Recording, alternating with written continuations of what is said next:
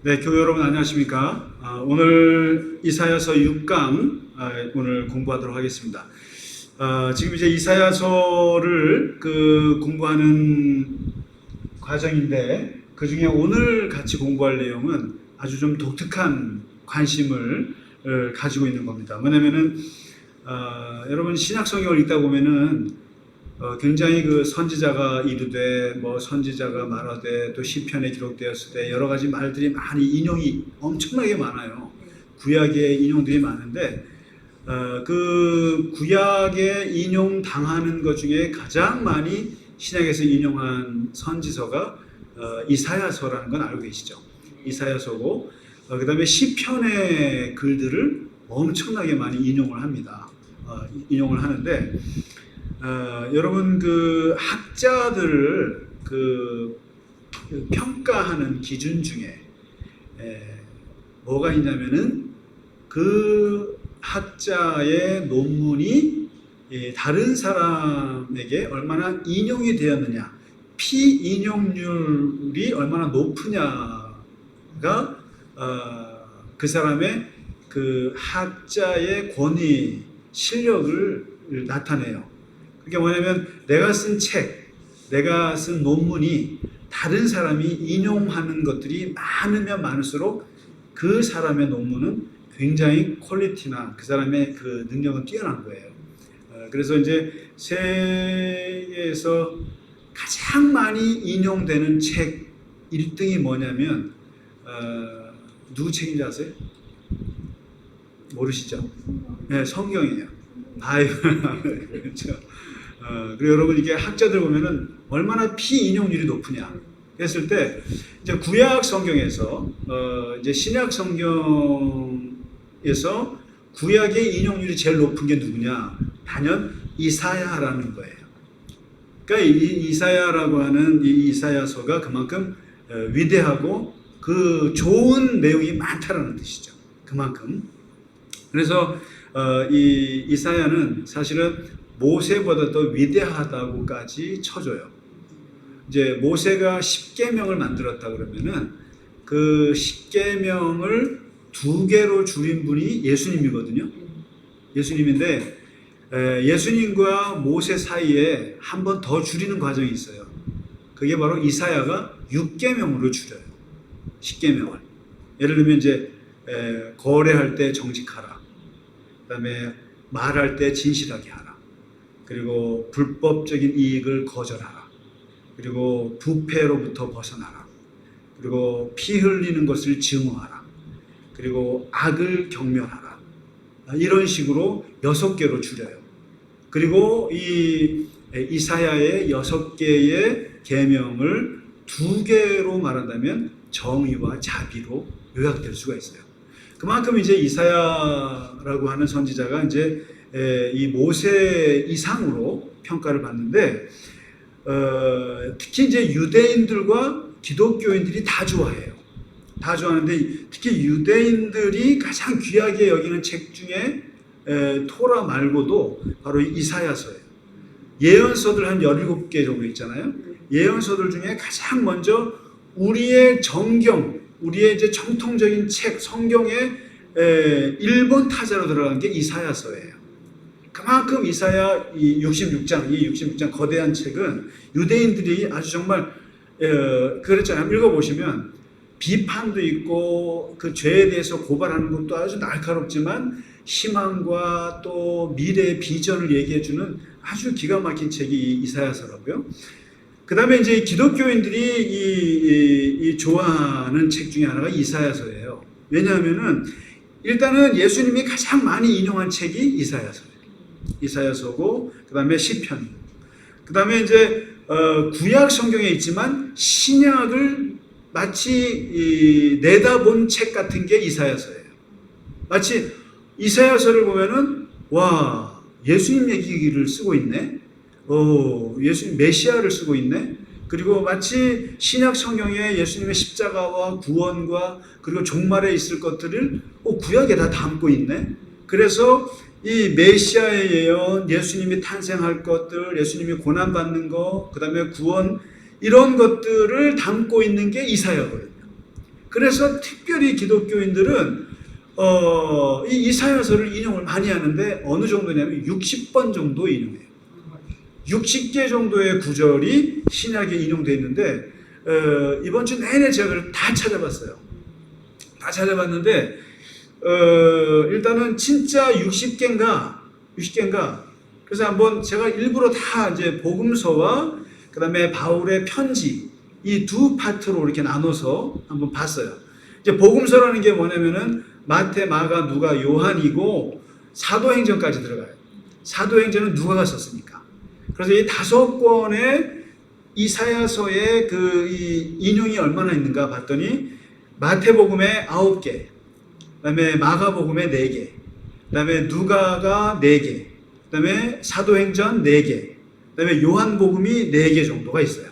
그리고 이것들이 서로 겹쳐요. 좀 겹치는 게 있어요. 똑같은 게. 그 다음에 이제 서신서들이 있을 거 아닙니까? 로마서부터 갈라디아, 에베소 등등 이거 쭉 한데 정말 놀라운 것이 사도 바울이 이사야서를 거의 엄청나게 인용을 하는데 바로 로마서에만 15개가 있어요. 굉장히 많은 거죠.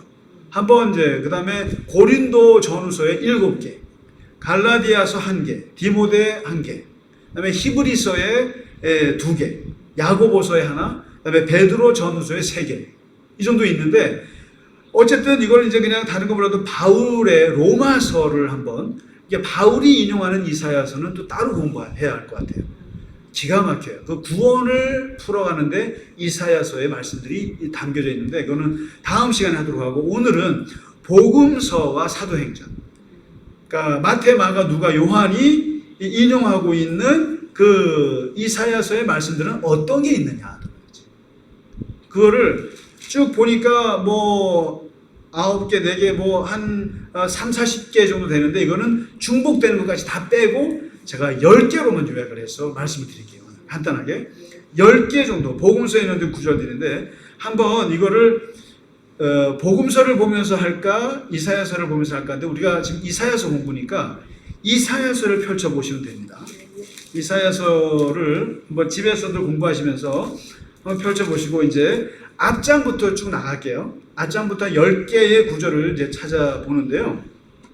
그 구절들이 어떻게 그 신약의 예수님의 그 사상에 또 우리 기독교인들의 그 영성에 영향을 주고 있는가를 이제 좀 그런 것들이 있어요. 중요한 게.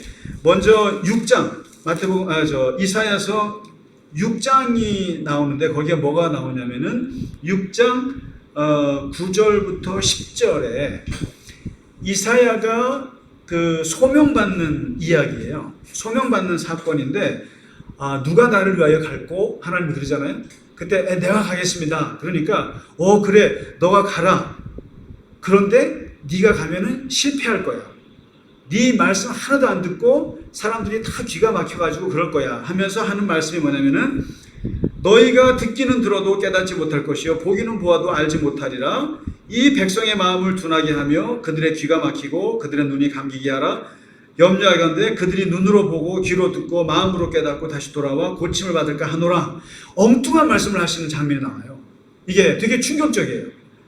이사야가 선지자로 불려서 가는데 그런 거죠. 설교를 해도 하나도 안 듣는 거예요. 깨닫지도 못하고 듣지도 못하고 그럴 거다라고 하는 말씀을 적어놓고 있는데 이 말씀을 씨 뿌리는 비유에 보시면 이게 나와요. 씨 뿌리는 비유. 아시죠?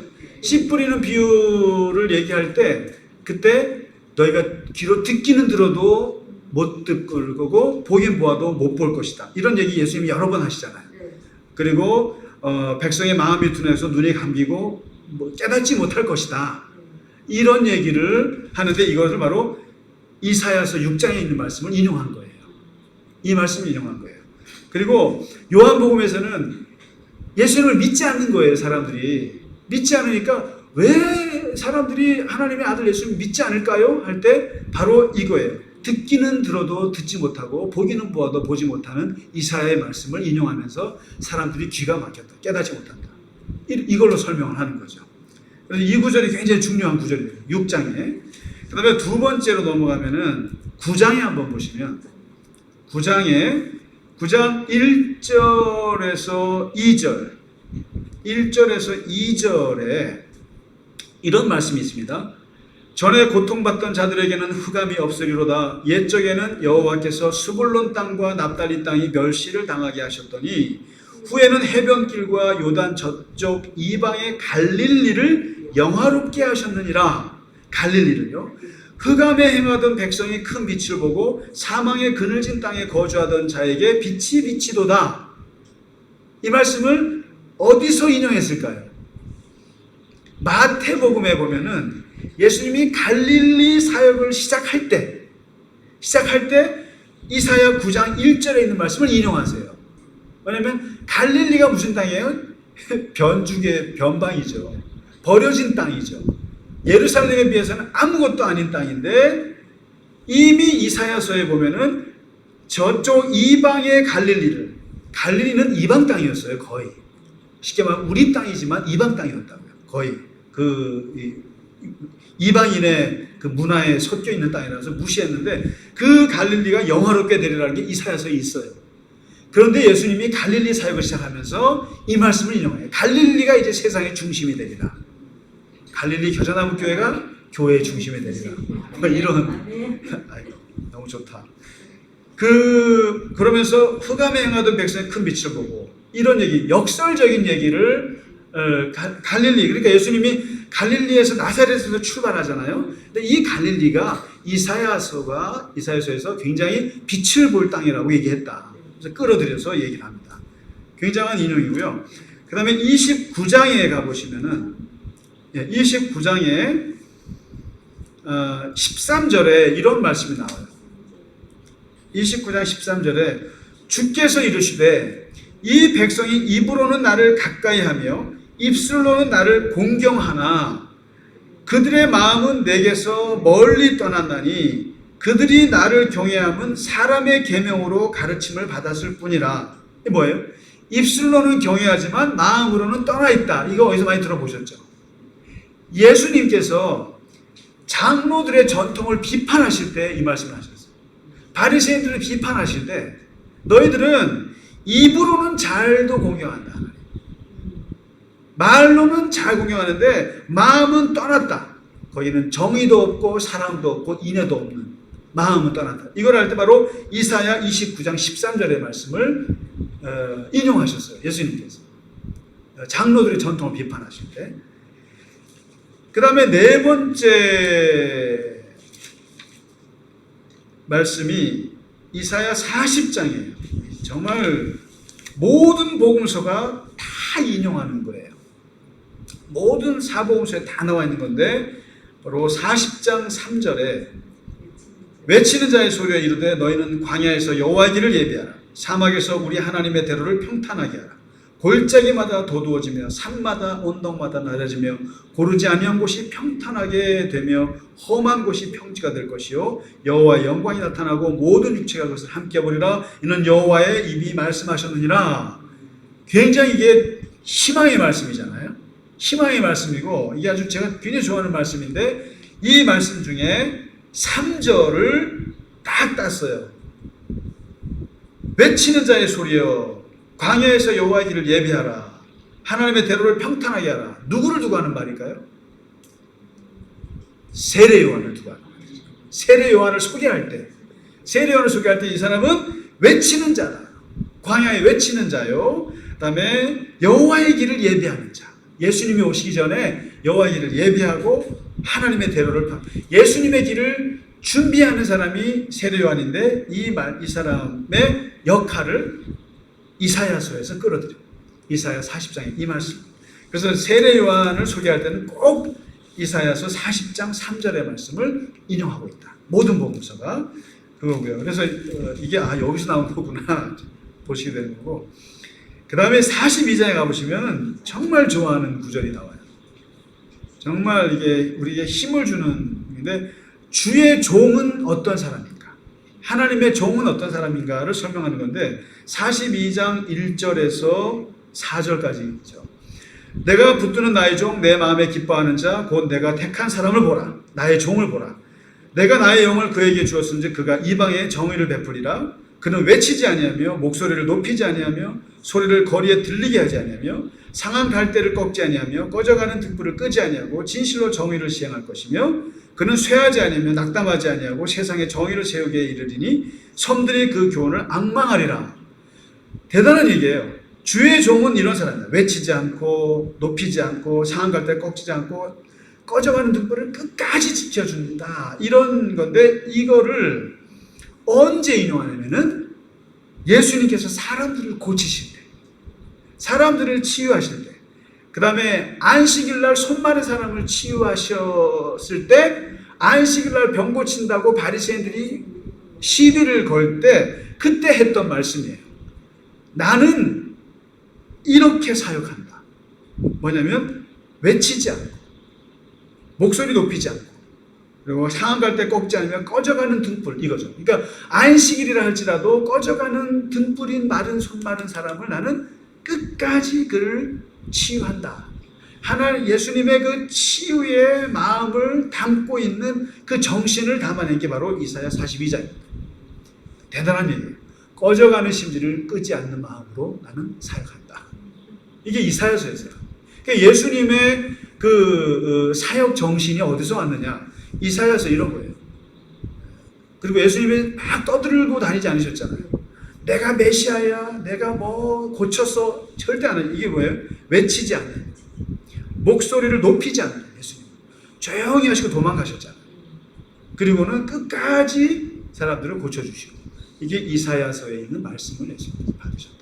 그게 그 다음에 6번째 구절입니다. 이사야 49장을 펼쳐보시면 49장에는 이번에는 이제 이게 사도행전에서 인용된 건데 49장 6절에 보면은 이런 말이 나와요. 그가 이르시되 내가 나의 종이 되어 야곱의 지파들을 일으키며 이스라엘 중에 보존된 자를 돌아오게 할 것은 매우 쉬운 일이라. 그 다음 구절이에요. 바로 내가 또 너를 이방의 빛으로 삼아 나의 구원을 베풀어서 땅끝까지 이르게 하리라. 이게 벌써 사도행전적 용어죠. 그죠? 이방의 빛이 되고 나의 구원을 땅끝까지 이르게 하리라. 이게 사도행전에 보면은 바울과 바나바가 전도할 때 그들이 썼던 말이에요. 지금 하나님께서 나를 이방의 빛으로 삼았다. 그리고 나를 땅끝까지 구원을 이르게 하는 사도로 삼았다라고 하는 것을 바로 이 이사야서에서 끌어들입니다. 이사야 이 49장에 있는 말씀, 이 말씀에서 끌어들여서 얘기를 하고 있죠. 그 다음에 7번째 보시면 가장 어떻게 보면 예수님의 죽음을 가장 구구절절 잘 묘사한 게 바로 53장입니다. 이 고난의 종, 고난받는 종이라고 하는 이 장인데 이사야 53장입니다. 이걸 보면 우리가 사순절 때 이 말씀을 묵상하면 아주 좋아요. 뭐예요? 우리가 전한 것을 누가 믿었느냐? 여호와의 팔이 누구에게서 나왔느냐? 그는 주 앞에서 자라나기를 선한 순 같고 마른 땅에서 나온 뿌리 같아서 그는 멸시를 받아서 사람에게 버림받았고 강고를 겪었고 질고를 아는 자라. 뭐 이런 거죠. 그는 실로 우리의 질고를 지고 우리의 슬픔을 당하였거든. 우리는 그가 징벌을 받아 하나님께 맞으며 고난당한다. 그가 찔림은 우리의 허물 때문이에요. 그가 상함은 우리의 죄악 때문이다. 그가 징계를 받음으로 그가 채찍을 맞음으로. 이게 다 뭐가 있어요?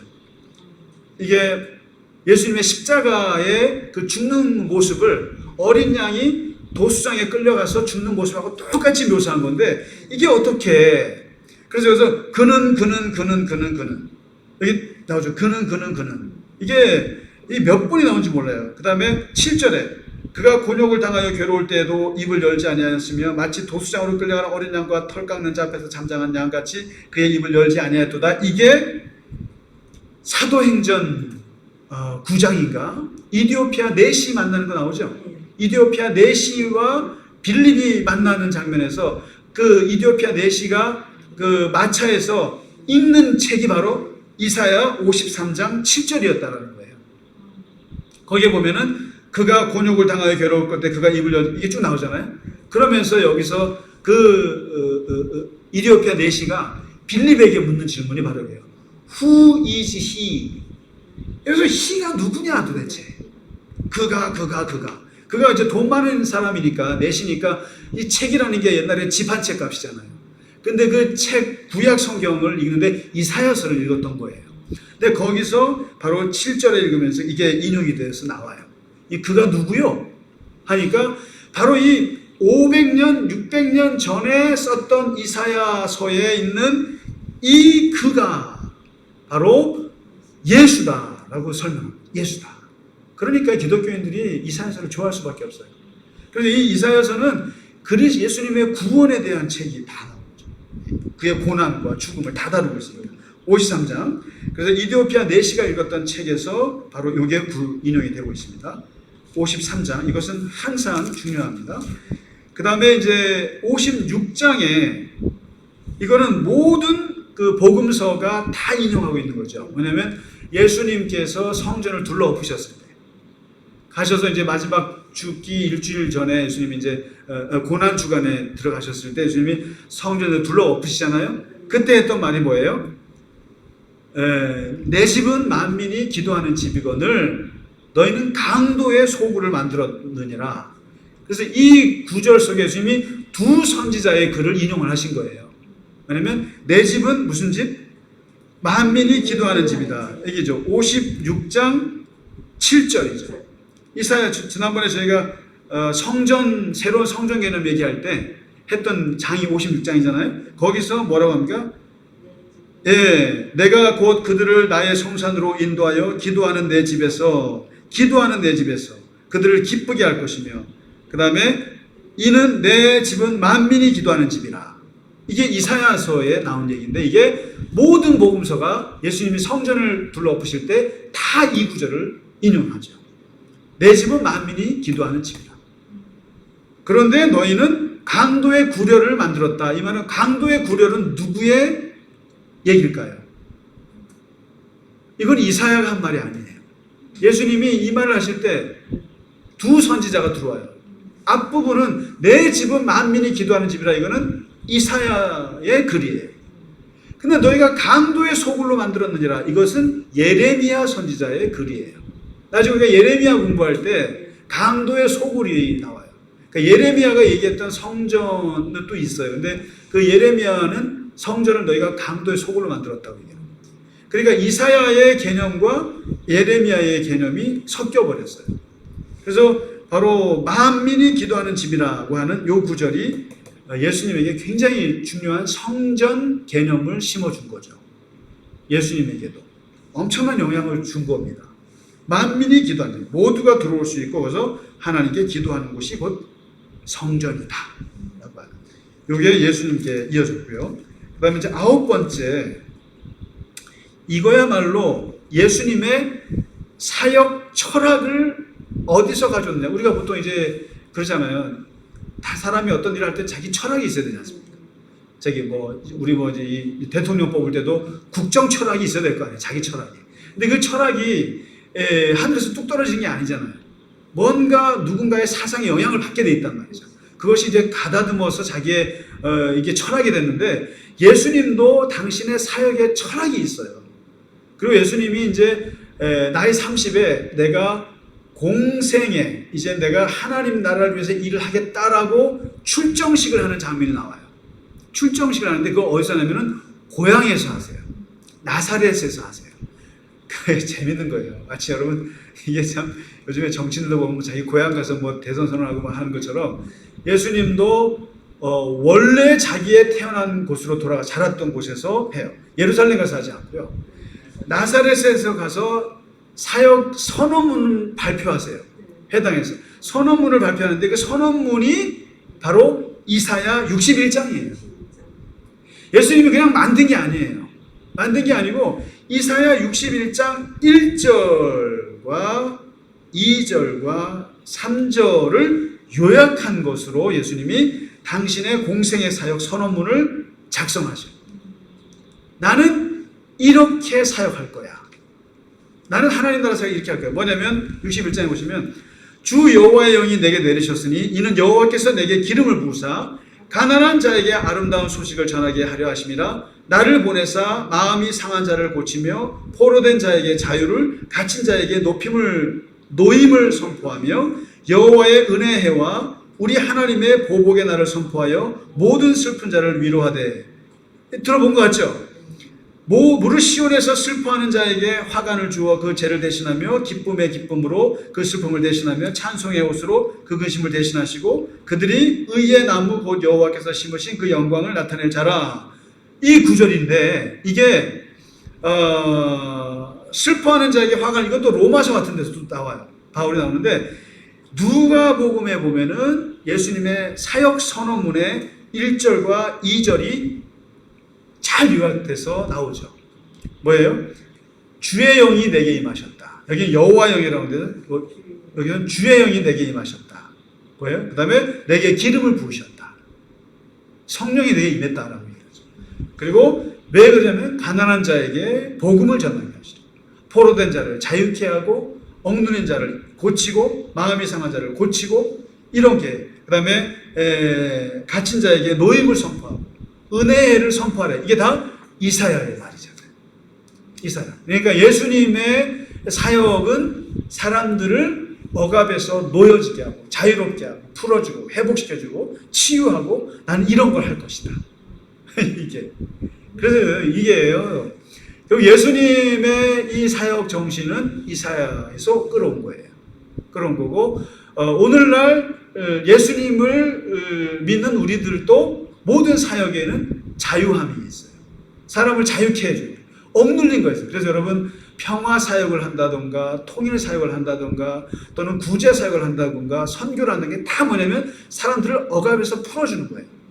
그래서 이게 어떻게 보면 되게 폭넓은 거예요. 정치를 하는 것도 뭐냐면은 군부 독재라든가 그런 억압에서 풀어주는 소위 말해서 이게 사람을 지금 미얀마에서 하는 그런 것들도 보면은 이게 하나님 나라의 사역들이에요. 어떻게 보면 그 억압에서 풀어주는 거예요. 풀어줘야 되거든요. 그러니까 항고하고 저항하고 죽임을 당하는 것들이 다 어떻게 보면 이게 예수님의 그 자유케 하는 사역, 그다음에 해방케 하는 사역, 이것은 또 고치는 치유의 사역. 이거는 어마어마하게 넓은 거고 단순히 우리가 예수 믿으세요라고 하는 정도의 선을 넘어서는 거예요. 그러니까 오늘날의 모든 인권의 이런 것들도 다 예수님의 이 정신에서 왔다라고 하는 것을 잊으시면 안 돼요. 이 기독교 정신이 세상에 미쳐진 영향은 어마어마한 거예요. 인권, 존엄 문제, 인간의 존엄성 문제 이런 것들이 다 곳곳에 퍼져 있기 때문에 여러분 정치를 한다, 경제를 한다, 또는 무슨 교육을 한다, 또 내가 어떤 분야에 있든 간에 이게 다 여기에 예수님의 이 사역 정신들이 다 들어가 있어요. 이게 다 들어가 있다. 그러니까 여러분 단순히 기독교를 무슨 이렇게 조그만 걸로 보시면 안 되는 거예요. 그래서 근데 이 예수님의 이렇게 그 하나님의 은혜를 선포하고 사람들을 이렇게 회복하는 이런 것들이 다 이사야에서 나왔다는 거예요. 이사야서에서 이게 이미 나왔다는 거예요. 가난한 자에게 좋은 걸 전해준다. 복음을 전하는 아름다운 소식을 전하는. 나는 이런 정신으로 하나님 나라의 사역을 할 것이다. 그러니까 한 예수님이라고 하는 한 분이 당신의 인생을 걸고 나는 이 일을 할 것이다 라고 했을 때 그 철학의 모토를 여기서 잡았다고 하는 거. 대단한 거죠. 그러니까 우리의 모토는 어디서 잡느냐라.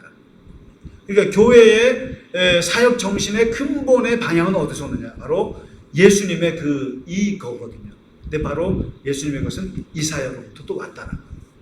그래서 우리가 선지서를 이 예언서를 가볍게 보시면 안 된다. 중요한. 그다음에 이제 마지막 보겠습니다. 마지막에 이제 복음서에 나와 있는 이사야서의 구절은 이제 66장의 1절과 2절이거든요. 이게 바로 누가가 인용한 건데 바로 지난주 스데반 설교, 스데반의 설교 속에 들어있는 내용이죠. 7장에 사도행전 7장에 들어있는 내용인데 66장에 보시면 이사야서 여호와께서 이와 같이 말씀하시되 하늘은 나의 보좌요 땅은 나의 발판이니 너희가 나를 위하여 무슨 집을 지으랴 내가 안식할 처소가 어디랴 나 여호와가 말하노라 내 손이 이 모든 것을 지었으므로 그들이 생겼느니라 무릇 마음이 가난하고 심령에 통회하며 내 말을 듣고 떠는 자 그 사람은 내가 돌보려니와. 여기서 스데반이 설교할 때 그걸 얘기하죠. 성전이 무슨 의미가 있냐? 하나님은 건물에 갇힌 분이 아니다. 아니다. 라고 하면서 이사야 66장 1절과 2절을 인용한 거예요. 뭐예요? 내 보좌는 하늘이야. 그러니까 성전에 보면은 하나님의 보좌를 만들어 놓을 거 아니에요.